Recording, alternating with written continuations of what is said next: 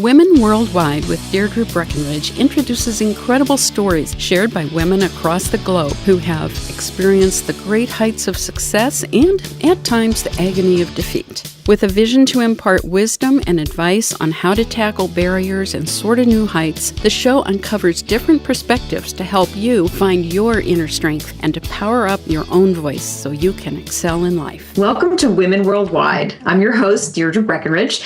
Let's talk about millennials this episode. Favorite topic, their buying power, their need for on-demand information, what they mean to the presidential election in 2016, their interactions in the workplace. Well, my special guest today knows a lot about millennials. Joining us is Megan Harris. She's an adult millennial, and she's also a managing partner at SYZYGY in New York City. And I really hope I said the company name correctly. Megan, it's great to have you on my show. Welcome. Thank you so much for having me. I'm excited for our conversation. Awesome. So did I say your company name right? You did. You did say it right. We're called SYZYGY, and we are actually a global digital MarTech agency, and we're 600 people strong. We're located in London, Berlin, and North America, and throughout Europe as well. We're backed by WPP, and we really focus on media, technology, and design. It's a pretty cool place to be. That is a very cool place to be in today's day and age. So maybe you could just tell us a little bit about how you got into the digital marketing space and your journey with media. You know, I wish I had a really thoughtful and intelligent answer for you, like with a big strategy, but it kind of happened haphazardly, if I'm completely honest with you. Like any big decisions either come out of life changes or anxiety. But I majored in advertising and journalism at the University of Oregon. And at that time, digital wasn't part of the core curriculum, so I didn't know much about digital at all. And I actually I worked at a small ad agency in Seattle. I was answering phones, picking up the boss's daughter from work, kind of doing anything just to be in the environment of advertising and marketing. And then I made a total change, and I got an opportunity to move to London, where I had an internship in banking at Deutsche Bank. And to be honest, for a gal who couldn't balance her own checkbook, it was very, very interesting for my parents to watch me go to London to work at Deutsche Bank, and I did that for about a year and a half. And I fell in love with London, and I didn't know what I wanted to do next. And because I had a degree in advertising, I thought I'd lean into that. I moved to Chicago. I heard that the market was good there. I heard that there were some great advertising agencies. Had never been there before, had never lived there. I'm from the West Coast, so the Midwest was totally new. But I took a chance. And you know what? It was kind of the Monster.com days where I just found jobs on Monster.com. I printed out my resume, and I went kind of down the Millennial Mile to all the ad agencies and knocked on the door and wore a little suit and asked to speak to, any HR person that would talk to me at an advertising agency. And, to be honest, I don't totally believe in luck. It's, obviously, opportunity meets, well-intentioned and hard work. But I will tell you that I got a job at Razorfish, and they took a chance on me. And, Razorfish is a wonderful global digital agency that's been around for, 20 plus years. And I grew up there professionally in the end. And didn't know anything about digital, and they said, that's fine, we'll teach you. And I landed on the digital media team at Razorfish in Chicago, and that's kind of how I got started in media. And because digital is fast-moving and very young, disruptive, and forward-thinking, I really loved it. And I made a commitment to myself that I wanted to move back to London. And so 2 years later, after Razorfish in Chicago, they helped me move to Razorfish in London. And there, I really kind of climbed the ladder at Razorfish, where I managed their EMEA media and data offering in the end and sat on the board of Razorfish London. So it was a fantastic experience. I wish it was more strategic, but it definitely kind of fell into place early on, just out of a coincidence and an experience. Well, it really sounds like things fell into place, and I love that you were at Deutsche Bank and and really found your way into media from there. So you are, I mean, just based on what you said, kind of pounding the pavement, doing the millennial mile, the willingness to learn, going back to London. Now I think you're based. Are you based in New York or? Or you're kind of. I was in London for almost 10 years, but I actually am now just moved to New York about a year ago. So I'm based in Manhattan. Excellent. So you're a millennial leader, which is interesting in and of itself. And maybe you could just speak to what does it take to be a millennial leader beyond, you mentioned the pounding the pavement and the willingness to learn. What else can you tell those millennials out there? Well, first thing about leadership, I think, a millennial leader is just like any other kind of leader, right? There's, I believe that great leaders and progressive leaders have empathy, great communication skills, know how to delegate, have a vision, and really know how to listen, right? I think when it comes to being a millennial leader and also managing and leading millennials, there's another kind of factor, right? And it's a lot of the generations have this, but with millennials, I think as a leader myself, I have to remind myself to say we and not me. And I think that goes for any leader, but I think that goes for kind of any new generation coming up in the workforce. So I remind myself of that. But also I think it's being able to manage up. So above me, are the higher generations, and below me are millennials and Gen Z. And it's interesting because I'm having to play this kind of facilitation role when it comes to leadership. With my colleagues who aren't Gen Y or millennials, or my leadership team above me who are not Gen Y and millennials, I have to kind of remind them that it's okay if people want to communicate via text or via Slack or via Skype rather than human interaction. It's okay that everyone has their headphones on. It's okay that, yes, we spend an extraordinary amount of money on, breakfast foods every week. It keeps them happy. It's okay. Calm down. It's all going to be okay. And I think it's explaining that and how, explaining that motivations can be different a lot of times as well.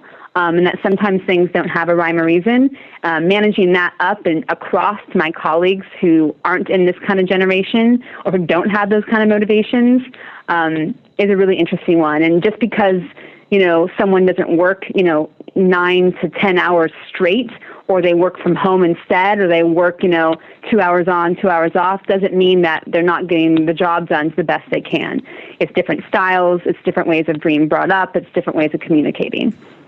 Well, you're making some really great points, and I can see how millennials within your company would definitely feel like the company cares, or the company recognizes that I do want these breakfasts, or we want to be using technology to collaborate, because this is, it's what they grow up with. It's who they are. So how does that, as you're managing up, how do you feel that others within the organization, whether it's across or it is up, do they understand and are they kind of on board? What's the feeling there? Yes, I think they are on board. But I think, we have this stigma of millennials. Is like, do people understand millennials? I think, if you look back to previous generations, when previous generations came into the workforce, I think that every generation above them felt the same way. Oh, you don't, you communicate differently, or, you're not grateful, or you're too instant and you want to do things differently. So just to set that tone, it's not just millennials, it's probably every generation. Yeah. I think that mostly it's about making sure that everyone on board, and also that millennials understand, or just within the group, that motivations can vary. Nowadays, a lot of times, especially with big brands and big businesses who have great employees, employee retention is, yes, about the kind of wonderful work that a person would be doing, and yes, kind of the money benefits. And I think millennials, I see more and more, it's not just about the work or the benefits, but am I doing work to help the world? What people always talk about millennials is that they're very kind of narcissistic or egotistical or kind of one-minded. But actually, if you look at the millennial generation, and any generation really, but the millennials really want to do good. And so is a business providing that? Also, with millennials and leading millennials and being a millennial, it's I'm sorry, but I want to know what's in it for me. I know that sounds crass. I know that sounds a bit selfish, but tell me what's in it for me, and then I can calm down and I'll start to listen to you. As long as I know where I'm going individually, then I want to be working with the group. And that's a trend that I see across my various teams at this company, SYZYGY, and my previous employers, which I think is okay. I think so too. It sounds like a balance. It's sure there's what's in it for me so that I can do better for you and I can do better for the world.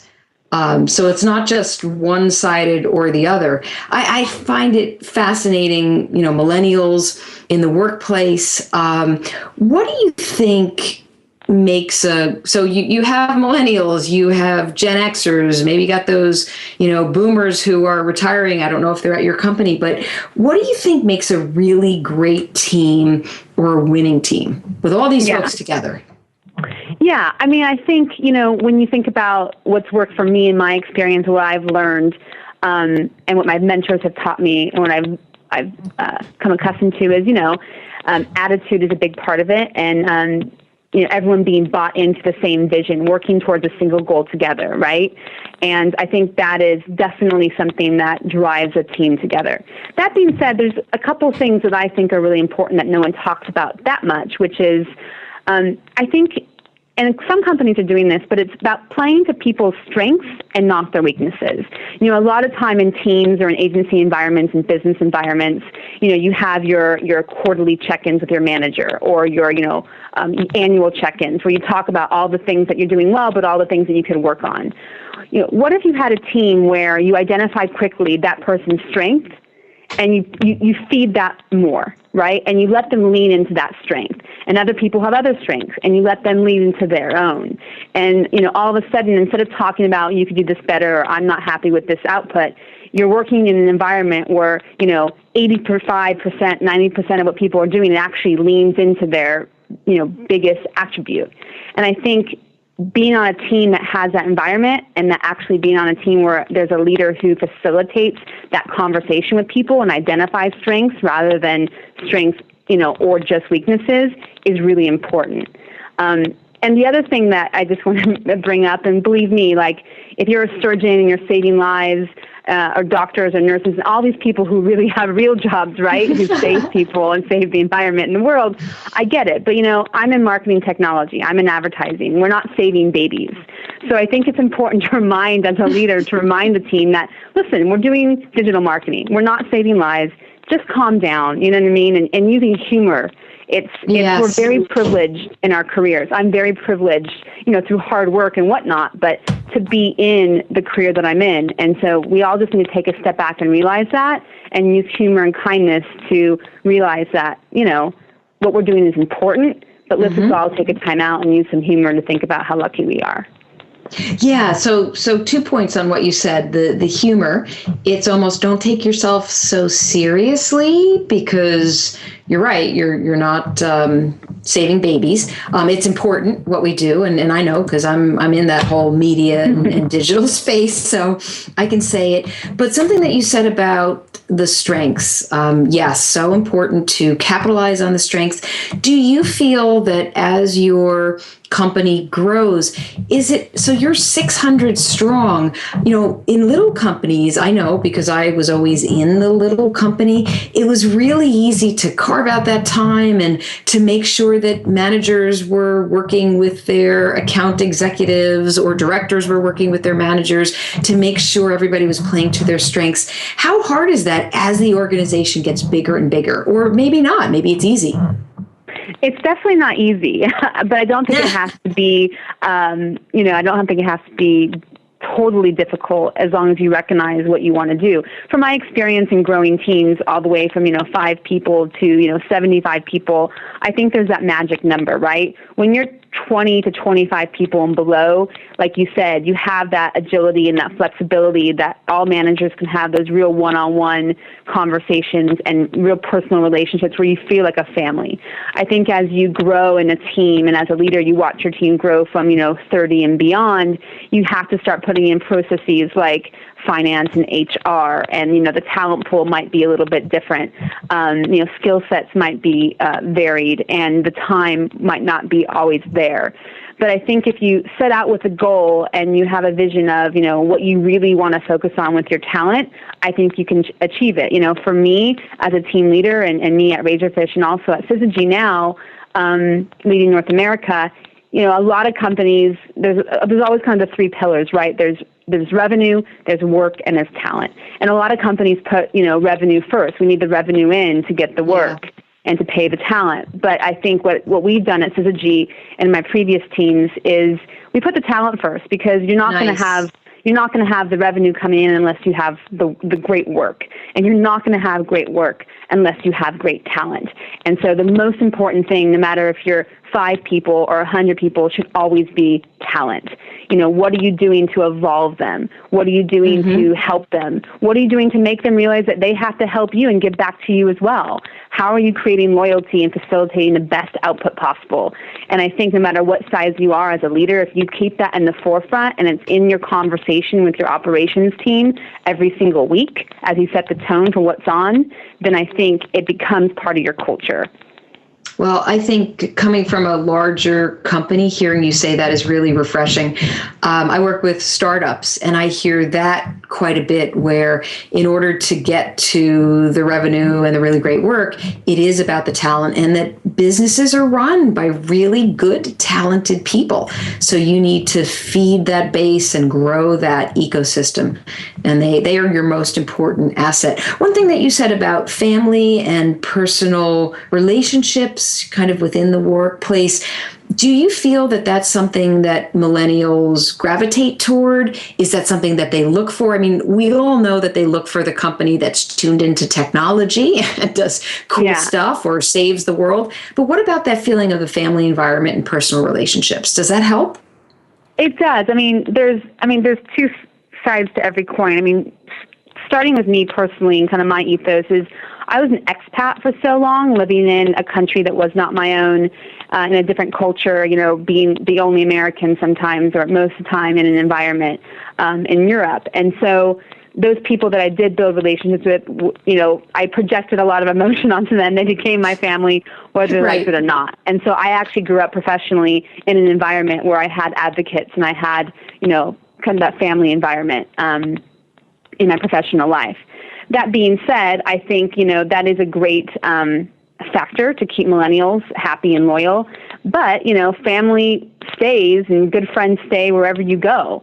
So what I'm seeing in my experience of managing and leading millennials is that, they have no problem, jumping from job to job, and the churn is very high with that age group if, it's $5K more in their salary, or if the benefits are different, or if it's just a new experience. And, I think the churn rate or the jump rate in Europe is probably about, 24 months.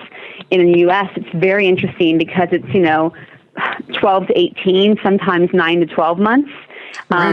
Because notice periods are only 2 weeks long. And so people still come to our work drinks, even though they've left, because they love our family, but they have no problem leaving for kind of a different experience. Well, and you know what? Yeah. I don't find that to be a bad thing. I think, no. Would I like people to stay longer at jobs because that's where you get the most out of your experience? Yes, but that's kind of the generation we have, and it is on demand. It is a bit fickle. It is looking for the next best thing, and it does cause problems, but I could see where they're coming from as well. Well, I just relate this to, owning an agency.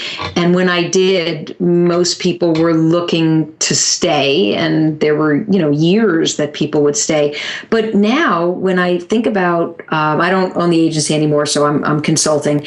But now when I work with students, so, I've been teaching for many years, and my students will graduate and they'll ask for a recommendation, and, I'll help them out and give a recommendation. And then a year later, they'll come back and say, oh, Professor Breakenridge, and I'll say, wow, it was a year up already. But it's not a bad thing. It's just the way that it is. And I think, like you said, having that understanding.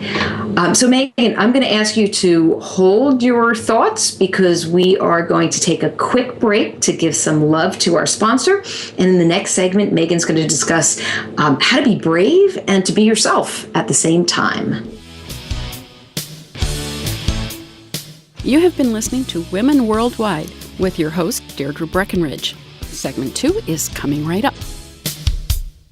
Creating brand loyalty requires a unique blend of strategic communications and innovative technology. Pure Performance Communications works with businesses to move their audiences from interest to action, giving you a roadmap that fosters deeper engagement and forges stronger relationships along the way. Visit us at pureperformancecom.com. Thank you. Now, back to Women Worldwide with your host, Deirdre Breakenridge. I'm Deirdre Breakenridge. Welcome back to the show. Megan Harris and I were just discussing millennials in the workplace, leadership, winning teams. So, Megan, you have given us so many interesting insights about your experience and also millennials in your workplace, SYZYGY. Something that stuck out in my mind from a past conversation that we've had, I remember you saying, be brave and be yourself at the same time. So that's really interesting. Can you kind of elaborate on what you meant? Yeah. A lot of people, they'll ask you to have a quote or, for leadership or for a speaking event. And you start thinking about what's kind of your motto. And I think over, past years, my personal experiences, what I've learned through good times and bad is, always be brave, always be bold, and always be yourself, because I can promise you it wins out every time. Authenticity and making sure that you're not totally compromising yourself and your beliefs, it will pay off. Not everyone will be there to receive it in the way that you want to, and it might not land with everyone that you want it to land with, but as long as, you're tailoring yourself a little bit to make sure that people can receive what you're trying to say and be yourself, I promise you that it's better than trying to be someone else. And I learned that lesson a couple times over, probably in the past 10 years, both professionally and personally, and you're just more joyful, and people around you are more joyful when you lean into yourself. Well, I think it's really smart advice. Do you feel that, you mentioned that you had some learning lessons over the course of years. Do you feel like being brave, bold, and being yourself comes with experience, comes from watching other people, or is it really just something that is in your DNA? How would you explain being able to be brave, bold, and be yourself? That's a great question. That's a hard question. I need to think about my answer to that, because I tote this motto around, but I probably need to think about, how I really come to believe in this. So it's not just actually authentic.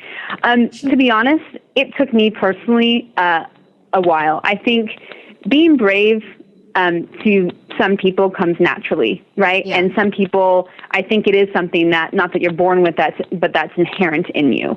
Some people just know to kind of lean in and take risks. That being said, everyone's brave. Just because you're not taking a big risk compared to other people doesn't mean that risk or that decision wasn't brave for you in your role in the world and in your family, in your context. So I think, being brave is a conscious decision for most people. And I think if you do lean into what makes you feel uncomfortable or what scares you a bit, I can promise you as well from my experience and watching others and friends and peers and people that I've managed before and led before, that it pays off, because it might be hard getting through something and making a brave decision, but you'll reap the benefits and the rewards after it. Being yourself, to be honest, it takes a long time to kind of really know who you are. And I think it happens through experiences, and you learn about yourself. You learn what you do well, what you don't do well, what you could work on more, what you should lean into, how you like to live your life and how you digest information and what kind of people you want to be around and what brings you joy. And that, to me, personally, was through experience. And I think, I consciously make sure that when I'm in a room and it's a heated debate within my management team, for example, right now I'm at my management meeting, I make sure that I take temperature, but also I don't compromise myself.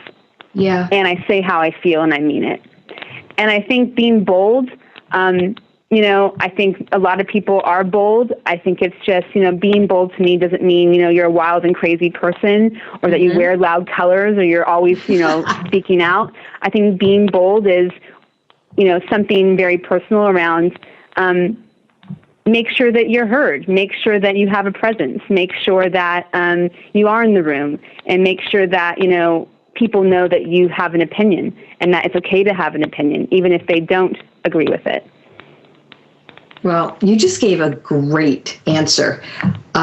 What I find the most interesting about the be brave, bold, and be yourself is that it does take, it's probably, and I hope this comes out the right way, you can be brave and you can be bold, but sometimes you may not feel like yourself in the beginning when you're doing it.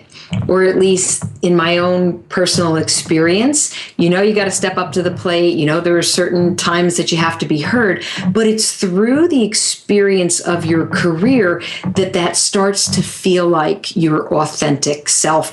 And you also said something else, kind of like you're moving out of the comfort zone.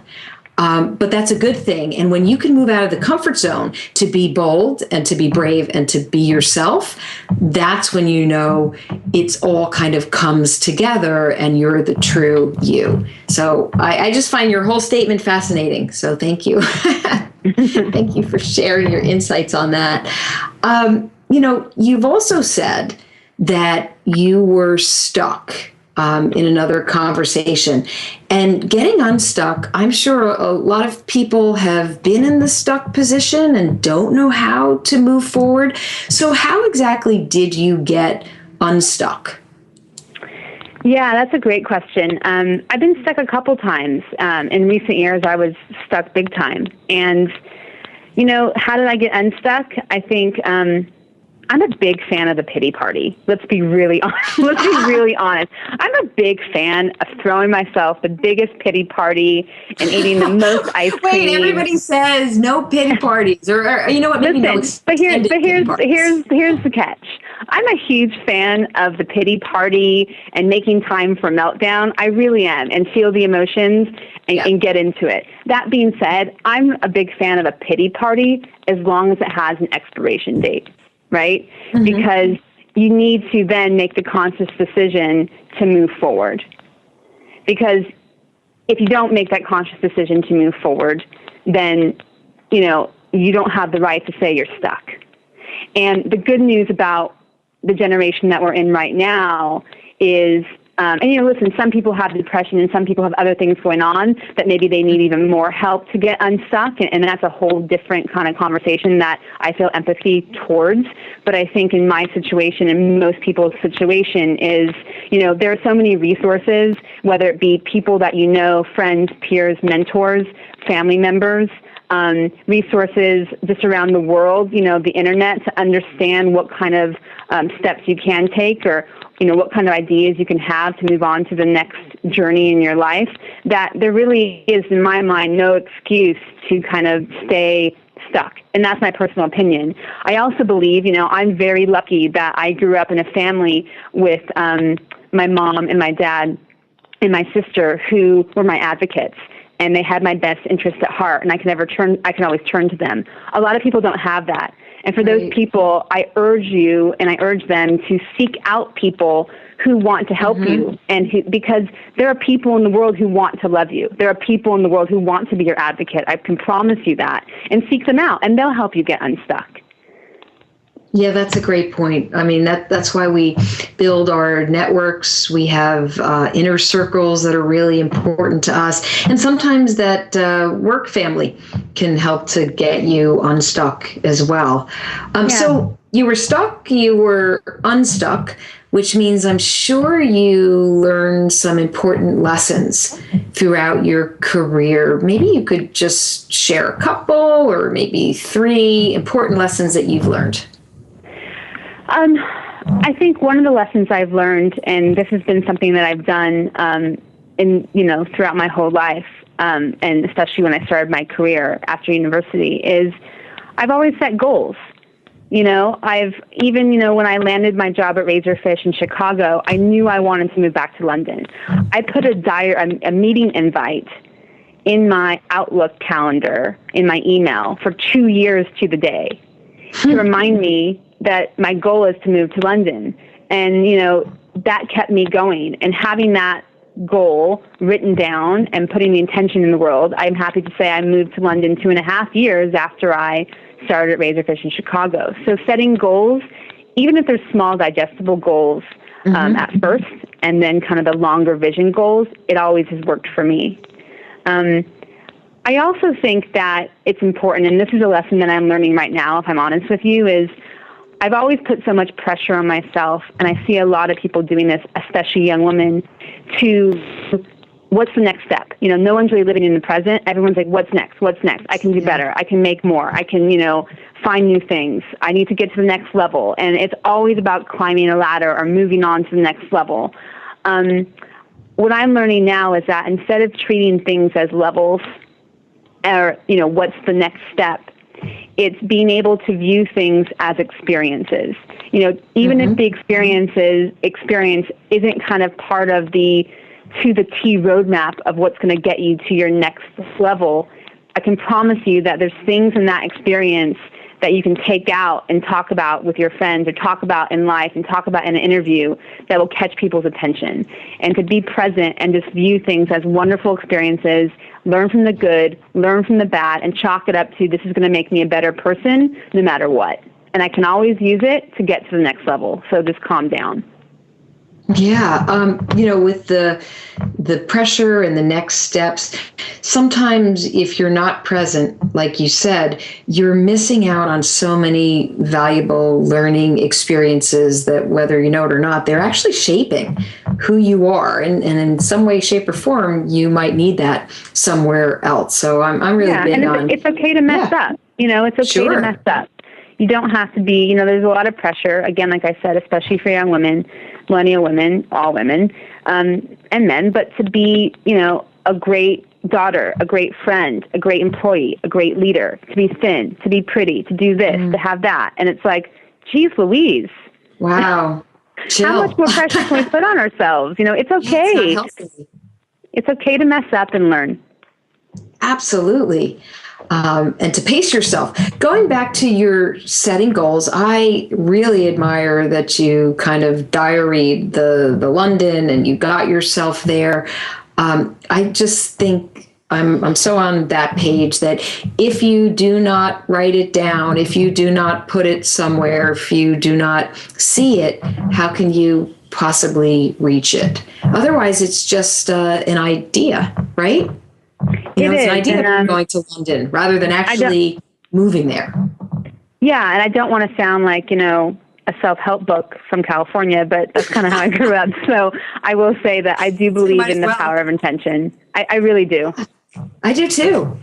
Yes, listen, I don't want to sound like a self-help book either, but, I've read so many of them and I've had so many guests on who put a lot of good and help out into the world.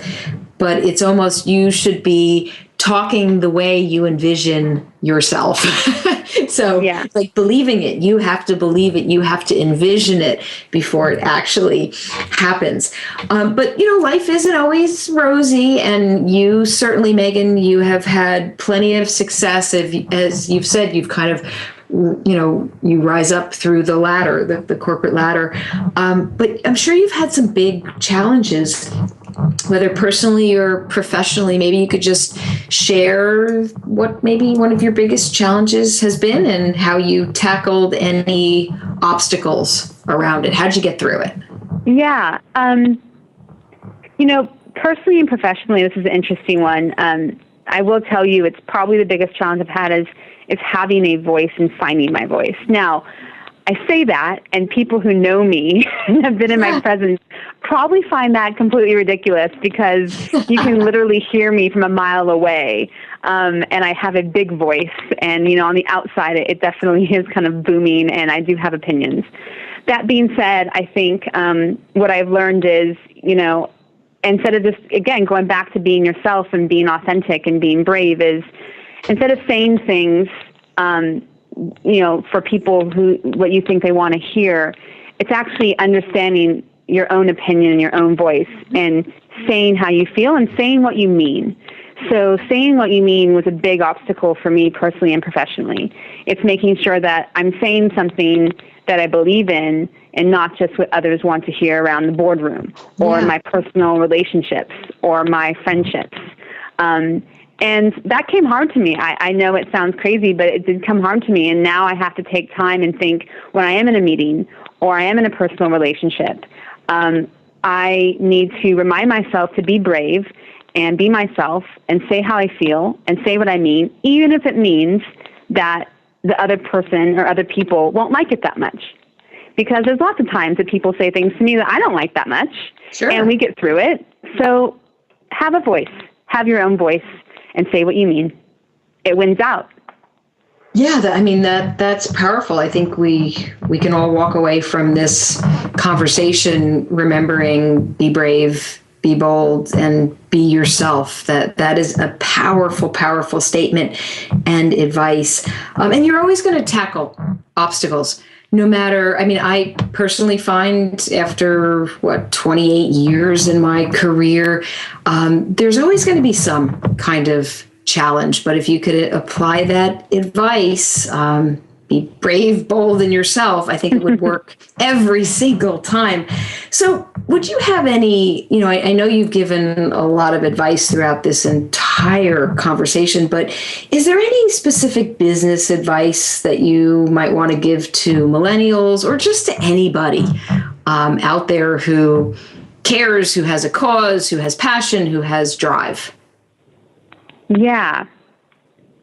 Let me take a few seconds to think about this one.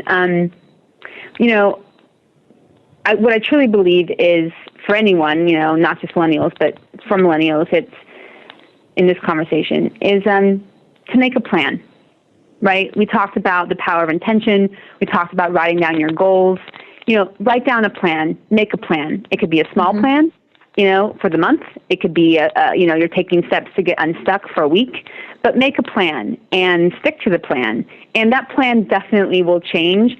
But what happens to me a lot of times is, and what I see and observe in people is, people feel really out of control, and that's where the stuck comes from. And they feel like they can't move forward. But once you take control and make a plan, you can start to move forward. So that's my first kind of point there. The second one that I alluded to, which is plans change, and that's okay. Go with it. Right? As long as you're kind of knowing what you really like and what you can offer and what your strengths are and also what you need to work on is, it's okay that a plan changes. Life ebbs and flows. And a lot of times that I've learned, and most times, you get exactly what you want. It just doesn't come in the wrapping paper that you expected it in, right? You always get the gifts that you put out into the world, but they never come back in the packaging that you expect. And I think it's being able to recognize that and still go forward with it. And I also, you and I talked about this a couple times before, which is, for me, especially millennials, given the instant gratification culture and the kind of economics we live in today with finances and the easy access to credit cards. And, I think my couple things here is I tell my friends and people that I lead and myself is, as long as you're not putting yourself in a financial hole or, putting yourself in physical danger or, to be honest, like emotional distress, do it. You know what I mean? Like, I understand, but don't put yourself in a financial hole early on. I know that you want things right away, but try to save. I always tell people, especially millennials, if they want to move around, like I did, is you need at least, a couple $1,000s or euros in your account to make it worth doing. And I think that's okay. If it takes an extra 6 months, it's okay. Take the time. Takes it. Yeah. You know what? I remember you saying that about the importance of saving and having that, that puts you in a much, much better position to do the things that you want and need to do. There was something that you said that's so important about the plan changing, which begs another question. Sometimes when plans change, it does feel uncomfortable. Did you ever have like a I don't know, a gut check with somebody else, who would you go to? Would that be your family? Would it be your peers? Did you ever rely on others as you were, as the plan was changing and you were kind of making your way through? Yeah.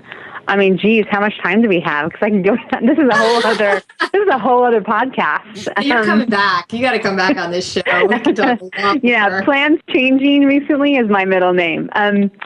Me personally, I internalize things a lot first. So I work things out internally, inside myself to really think about what's going on and to visualize a different outcome than what's happening right now. And then when I'm comfortable with that internally, I start to be honest, my close family and friends, I have, probably 2 or 3 people, just probably 2 people in my life that when it comes to these kind of big decisions or plans changing, I start to circulate my ideas and my thought process just to kind of see, the tone and do they agree? Do they have any extra insight? Are they able to provide me with context that I didn't think about because I'm so in the weeds in my own mind? And that's how I kind of start the process. And then, like I alluded to, early on in our conversation, is there's a lot of resources out there, whether it be family and friends or, research on the internet or therapy or, your employer, the government, businesses, reach out to people and make things happen for yourself. Absolutely. That is such great advice. Last question, Megan. It's really easy. Where can my listeners find out more about you and SYZYGY? Great. So you can catch me on LinkedIn. My name is Megan Harris, and you can go to our global SYZYGY website. It's syzygy.net, and it's SYZYGY.net. Terrific. Megan, thank you so much for joining us, for sharing your journey, your thoughts about millennials, all of your great advice. Thank you for being on the show. Thanks so much. And remember, always be brave, be bold, and be yourself. Yes, that is the big takeaway today. I also want to thank all of you for tuning into Women Worldwide. Until our next episode, stay focused, energized, and feeling empowered. Thank you. You have been listening to Women Worldwide with Deirdre Breakenridge, brought to you by Pure Performance Communications on thesocialnetworkstation.com. You can reach Pure Performance at www.pureperformancecom.com. Women Worldwide is produced by SNI, and the opinions of the hosts and guests do not necessarily reflect those of Social Network Intermedia, LLC, or the Social Network Station.